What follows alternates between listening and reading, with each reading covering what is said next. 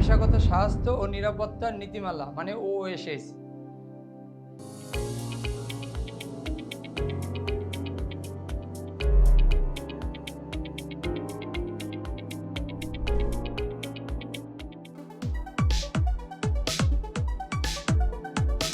আসসালামু আলাইকুম, আশা করি আপনারা ভালো আছেন। আমি মোহাম্মদ ইমাম হোসেন। আমি ডলফিন ট্রেনিং সেন্টারে বিগত দিন ধরে এই প্লাম্বিংয়ের উপরে ট্রেনার হিসেবে কাজ করতেছি। আজকে আপনারা গেল ক্লাসে আমরা যে ক্লাস করেছিলাম সেখানে আমি বলেছিলাম পরবর্তী ক্লাসে আমরা OSS অর্থাৎ পেশাগত নিরাপত্তা সম্পর্কে আপনাদের সম্পর্কে আলোচনা করব। আসলে পেশাগত নিরাপত্তাটা কি সেটা আমরা একটু এখন শিখি। সেটা পেশাগত অর্থাৎ কাজের ক্ষেত্রে অর্থাৎ কর্মক্ষেত্রে আমরা যে নিরাপত্তাগুলো অবশ্যই মেনে কাজ করতে হবে। তাই সেই নিরাপত্তাগুলো মেনে আমাদের কাজ করাটা হলো যে এই পেশাগত নিরাপত্তার একটা নীতি। এই নীতিগুলো আমাদের কি কি আছে, এখানে কি কি মানতে হবে।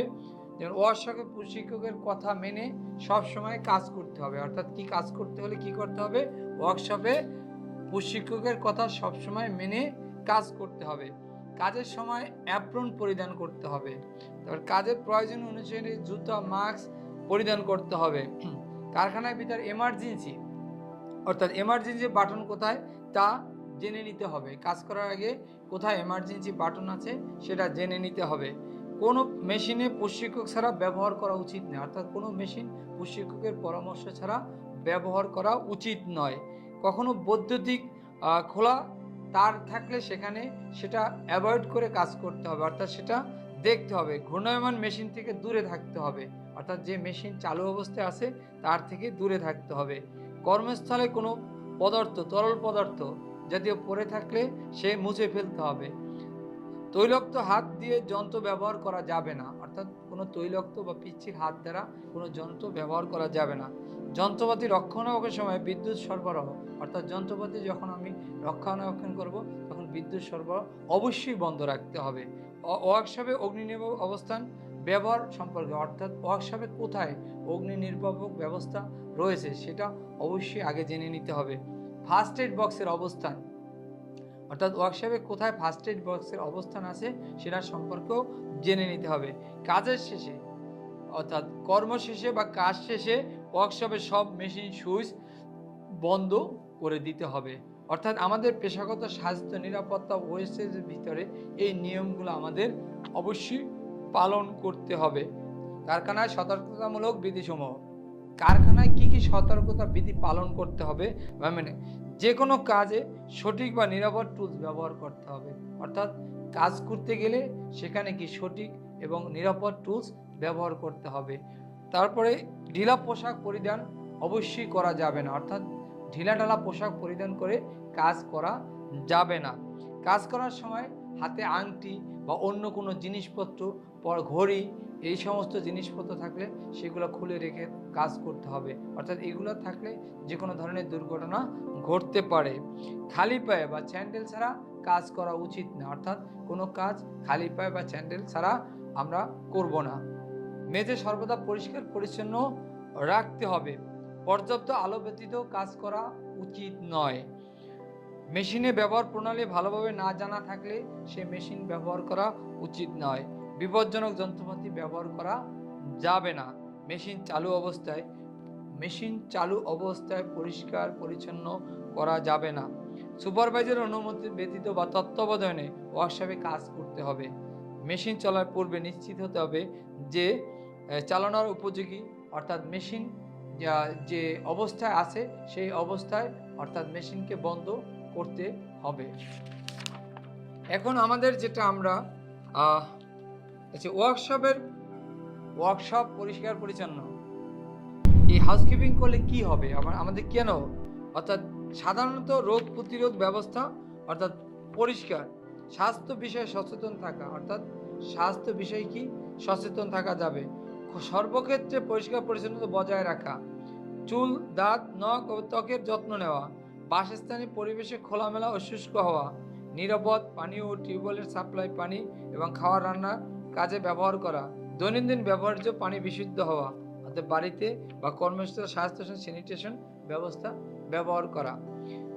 পেশাগত অসুস্থতা ও তার প্রতিকার কর্মস্থলে পরিবেশ সংক্রান্ত বিশৃঙ্খল উচ্চ শব্দ, তাপমাত্রা, পর্যাপ্ত চলাচল, আলোর অভাব এবং ধোঁয়া কারণে একজন কর্মী নানা ধরনের রোগে আক্রান্ত হয়। সেই রোগগুলো যেমন দৃষ্টিভঙ্গি কমে যেতে পারে, শ্রবণ শক্তি কমে যাওয়া, শ্বাসনালী, ফুসফুস সংক্রান্ত যক্ষা ও শ্বাসনালী প্রদাহ, ফুসফুসে ক্যান্সার ইত্যাদি। কর্মী সংক্রান্ত অর্থাৎ প্রয়োজনীয় দক্ষতার অভাব, নির্দেশনা সংক্রান্ত জ্ঞানের অভাব, বয়স, দৈহিক ও সামর্থ্যের অভাবে নানা রকম অসুস্থতা দেখা দিতে পারে। অর্থাৎ মানসিক অসুস্থতা, কর্মক্ষেত্রে ঊর্ধ্বতন কর্মকর্তা ও সহকর্মী অস্বাভাবিক আচার-আচরণ, বৈষম্য, চাকরির অনিশ্চয়তা, নিম্ন মজুরি, অতিরিক্ত চাপ, দীর্ঘ কর্মঘণ্টা, অকারণে হয়রানি, নির্যাতনে একজন কর্মীর উপর বিরূপ প্রতিক্রিয়া পড়ে। কর্মক্ষেত্রে উৎসাহী উদ্দীপনা কমিয়ে দেয় এবং কাজের সাথে নিজেকে মানিয়ে নিতে বাধা সৃষ্টি করে, ফলে ধীরে ধীরে সে একসময় মানসিক অসুস্থ হয়ে পড়ে। পেশাগত অসুস্থতার প্রতিরোধ, প্রি মেডিকেল পরীক্ষা নিরীক্ষা, অর্থাৎ একজন কর্মী নিয়োগের পূর্বেই তাকে বিশেষজ্ঞ ডাক্তার দ্বারা মেডিকেল করিয়ে অবশ্যই অনুযায়ী ব্যবস্থা নেওয়া। কাজের উপযোগী পরিবেশ, অর্থাৎ কর্মস্থল পরিবেশ কর্মীর জন্য উপযোগী করা, যেন পর্যাপ্ত আলো বাতাস ও ব্যবস্থা রাখা হয়। প্রয়োজন অনুযায়ী যথাযথ পিপি ব্যবহার করা, যেমন হেলমেট, হ্যান্ড গ্লোভস ইত্যাদি প্রয়োজন অনুযায়ী ব্যবহার করতে হবে। প্রাতিষ্ঠানিক সদাচরণ, অর্থাৎ লেবার ল 2006 অনুযায়ী ঊর্ধ্বতন কর্মকর্তা কর্তৃক একজন কর্মীর প্রাপ্য সদাচরণ, বৈষম্য দূরীকরণ, চাকরির নিশ্চয়তা দান, অকারণে হয়রানি, মানসিক নির্যাতন ইত্যাদি দূরীকরণের মধ্যে একজন কর্মীকে সুস্থ পরিবেশে কাজের উদ্দীপনা বাড়িয়ে দেওয়া যেতে পারে। একজন এইচআর ডিপার্টমেন্টের পক্ষ থেকে মাঝে মাঝে অর্গানাইজেশনাল বিহেভিয়ার এর উপর সচেতনতামূলক প্রোগ্রাম এর মাধ্যমে সবার মধ্যে সচেতনতা বৃদ্ধি করা যেতে পারে। সেফটি বিধি পালনের প্রয়োজনীয়তা, নিজের জীবনের নিরাপত্তার জন্য, মাথা রক্ষা করার জন্য, হাতকে রক্ষা করার জন্য, চোখকে রক্ষা করার জন্য, নাককে ধুলাবালি পরিবেশ এড়িয়ে স্বাস্থ্য রক্ষার জন্য, টুলস ইকুইপমেন্টের নিরাপত্তার জন্য, কাঁচামালের অপচয় কমিয়ে আনার জন্য, উত্তম কর্মপরিবেশ বজায় রেখে সুষ্ঠুভাবে কাজ পরিচালনার জন্য।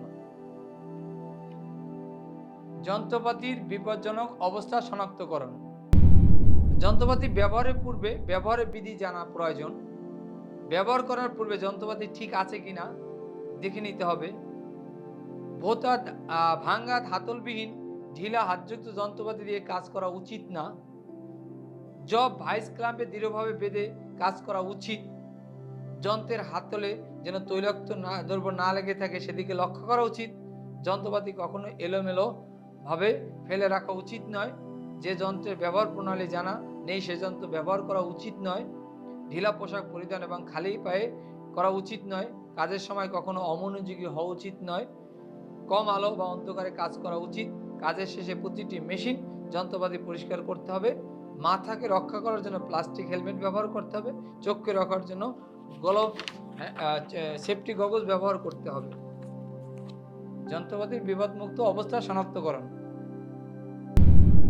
কারখানায় কাজের জন্য যে মেশিন বা যন্ত্রপাতি উপযুক্ত সেই নির্দিষ্ট মেশিন যন্ত্রপাতি ব্যবহার করতে হবে।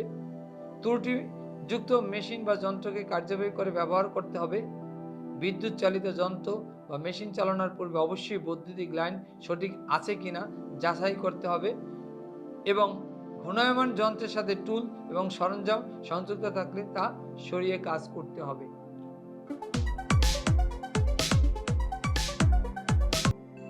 আজকে আপনাদেরকে আমি একটা সাফল্যের কথা শোনাবো। সেটা হলো যে আসলে আমাদের এই প্লাম্বিং কাজের আমার এখানে অনেকজন স্টুডেন্ট ছিল। তার ভিতরে কিছু কিছু স্টুডেন্ট তাদের জীবনে অনেক সফলতা নিয়ে এসেছে, অর্থাৎ তারা দেশের বাইরে অর্থাৎ বিদেশে কাজ করতেছে এই প্লাম্বিংয়ের উপরে। তো এই প্লাম্বিংয়ের উপরে কাজ করতে যেয়ে ওখানে যে একটা বিষয় হলো সে ওএসএস অর্থাৎ অকুপেশনাল হেলথ অ্যান্ড সেফটি, এটা মানা খুবই গুরুত্বপূর্ণ এবং জরুরি।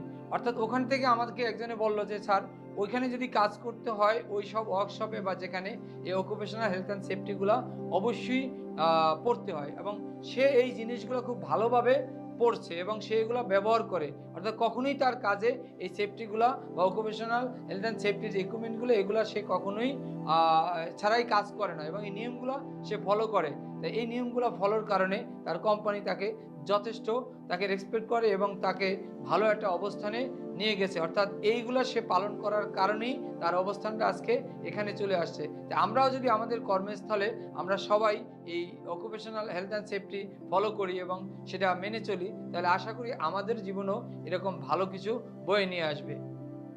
আপনারা আমাদের সাথেই ছিলেন এবং আমাদের সাথেই থাকবেন। এই চ্যানেলটি সবাই সাবস্ক্রাইব করবেন এবং বেশি বেশি শেয়ার করে অন্যকে দেখার সুযোগ করে দিবেন। সবাইকে অসংখ্য ধন্যবাদ।